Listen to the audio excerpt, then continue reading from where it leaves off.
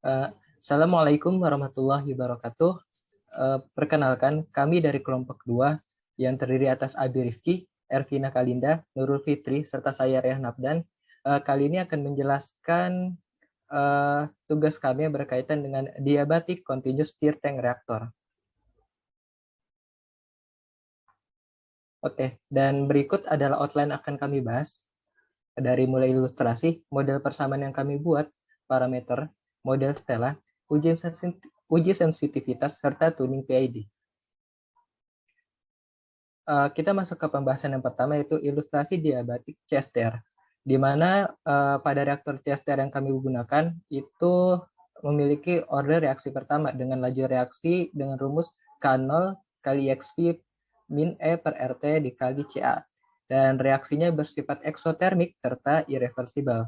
Dan di sini kami mengasumsikan bahwasanya di dalam reaktor pencampuran terjadi bersifat sempurna, volumenya konstan, serta nilai parameter juga bersifat konstan. Dan berikut model persamaan yang akan digunakan pada materi ini, di mana keseimbangan material keseluruhan, keseimbangan materi pada komponen A, serta keseimbangan energi sekitar reaktor dapat dilihat pada persamaan yang ada di kiri. Dan persamaan akhirnya bisa kita lihat yang ada di kanan, di mana dCA per dt sama dengan F per V dikali CAF dikurang CA dikurang R, dan persamaan terkait temperaturnya yaitu dt per dt sama dengan F per V dikali TF min T ditambah min delta H per rho Cp dikali R min UA per V kali rho kali Cp dikali T minus Tj. Dan berikut beberapa parameter yang ada di dalam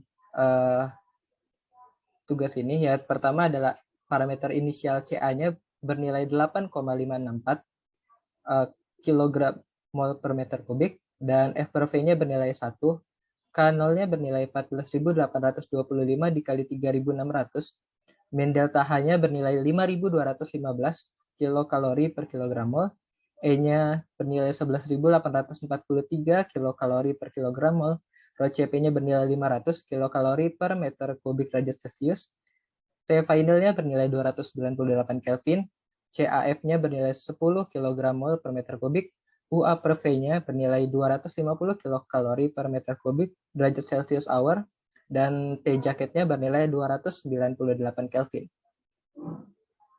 Dan berikut model Stella yang kami buat, di mana di sini ada dua stok, yaitu ada konsentrasi serta temperatur. Dan berikut hasil simulasi kami ketika model dijalankan tanpa pengendali. Dapat dilihat pada grafik yang di kiri bahwa konsentrasi akan terus menurun seiring berjalannya waktu, sedangkan temperatur akan terus mengalami kenaikan hingga menjadi konstan gitu di akhir. Di mana kondisi finalnya nilai konsentrasi bernilai 7,56, sedangkan T finalnya bernilai 314,98 Kelvin. Selanjutnya akan dijelaskan oleh teman saya, Nurul. Perkenalkan kembali, saya Nurul. Di sini saya akan menjelaskan mengenai uji sensitivitas. Pertama, untuk uji sensitivitas yang pertama adalah menguji sensitivitas pada parameter TF atau feed temperature terhadap T, yaitu reaktor temperatur, untuk mengetahui pengaruh perubahan dari T. Dilakukan 4 kali pengujian. Yang pertama adalah kondisi inisial pada T, yaitu 298 Kelvin, kemudian dengan penambahan 20% T, 25% T, dan 50% T. Dari tabel dan grafik pada uji sensitivitas TF, dapat dilihat bahwa terdapat kenaikan pada nilai T. Hal ini masih sesuai dengan keadaan awal di mana temperatur reaktor akan naik. Next. Kemudian dilakukan uji sensitivitas pada parameter F per V atau volumetric flow rate terhadap T untuk mengetahui pengaruh perubahan T. Dilakukan juga 4 kali pengujian, yang pertama pada kondisi inisial pada F per V sama dengan 1, kemudian dengan penambahan 20% F per V, 25% F per V, dan 50% F per V. Dari tabel dan grafik pada uji sensitivitas F per V dapat dilihat bahwa terdapat penurunan pada nilai T sehingga F per V lebih sensitif dibandingkan dengan TF. Hal ini karena ketika nilai F per V diubah, terdapat perubahan T yang tidak sesuai dengan kondisi awal, karena T yang awalnya naik, namun ketika diubah nilai F per V, terjadi penurunan pada nilai T. Maka F per V dipilih sebagai variabel yang diubah-ubah atau manipulated variable dengan T sebagai variabel dikontrol atau kontrol variabel. Next. Berdasarkan hasil uji sensitivitas, maka akan dikendalikan parameter temperatur sebagai kontrol variabel. Dan berikut adalah model Stella dengan penambahan controller PID-nya. Next.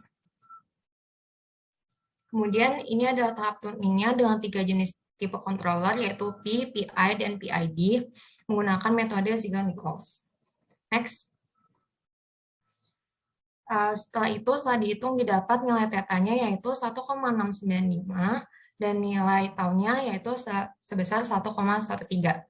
Maka didapat untuk pengandali P, didapat KC-nya yaitu minus 0,176, untuk pengandali PI, KC-nya minus 0,159 dan TI-nya 5,644.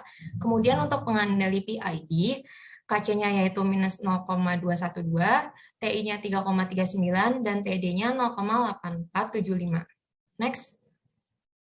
Berikutnya akan dijelaskan oleh teman saya, Abi Rifki.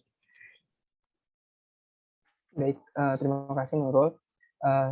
Selanjutnya, dari model Stella yang sudah kami buat, dan setelah dihitung perhitungan KC, TI, dan TD menggunakan Ziegler-Nichols, dapat dilihat bahwa grafik yang dihasilkan sebelum ditambahkan pengendali menghasilkan temperatur sebesar 314,98 Kelvin.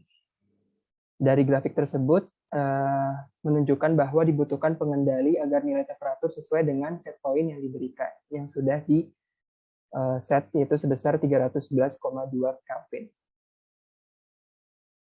Next. Selanjutnya, metode tuning Ziegler-Nichols dengan pengendali P. Setelah kami run, dihasilkan grafik temperatur terhadap SP sesudah ditambahkan pengendali P, menghasilkan temperatur sebesar 311,90 Kelvin. Itu memperlihatkan bahwa pengendali P sudah mendekati set point yang diberikan, yaitu sebesar 311,2 Kelvin. Lalu yang ketiga yaitu metode tuning Ziegler-Nichols dengan pengendali PI. Di samping ini yaitu grafik temperatur terhadap SP, dapat dilihat bahwa temperatur sesudah ditambahkan pengendali PI sebesar 311,2 Kelvin. Itu memperlihatkan bahwa pengendali PI sudah mencapai set point yang diinginkan, yaitu sebesar 311,2 Kelvin. Lalu dapat disimpulkan bahwa pengendali PI sudah optimal pada waktu 36,75 jam.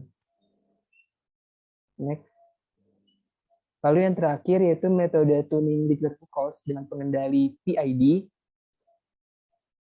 Berikut grafik temperatur terhadap SP yang sudah kami run dari model Stella yang sudah kami buat.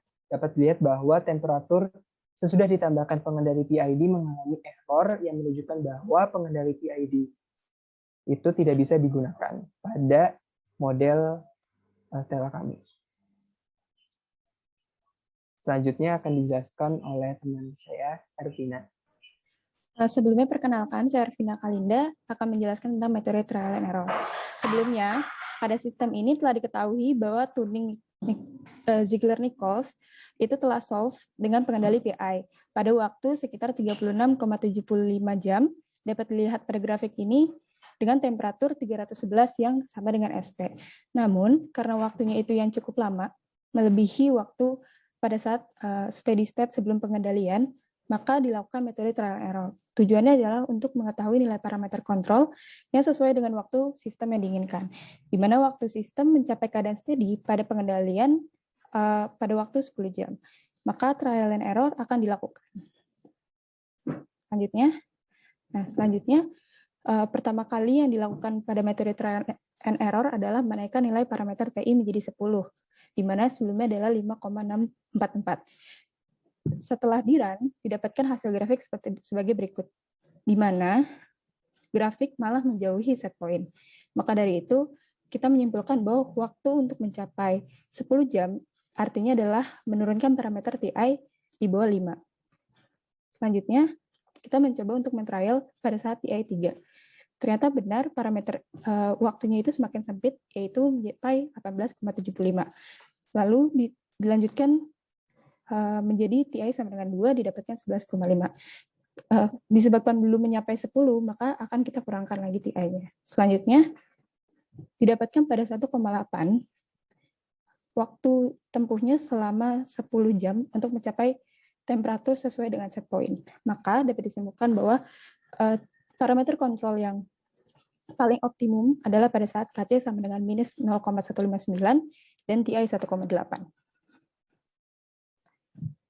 Selain itu, kami juga melakukan penambahan disturbance atau step pada sistem ini untuk mengetahui apakah pengendali PI yang kita tambahkan ini dapat mengembalikan sistem ke kondisi yang kita inginkan. Setelah ditambahkan step pada waktu 2,5 jam dengan step sebanyak 1, ternyata dihasilkan sistem kembali ke kondisi yang diinginkan selama 16,75 jam.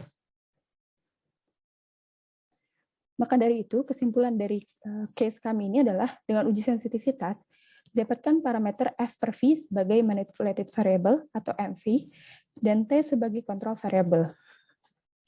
Metode tuning juga bertujuan untuk mengendalikan kontrol sesuai dengan waktu yang diinginkan, atau bisa disebut set point.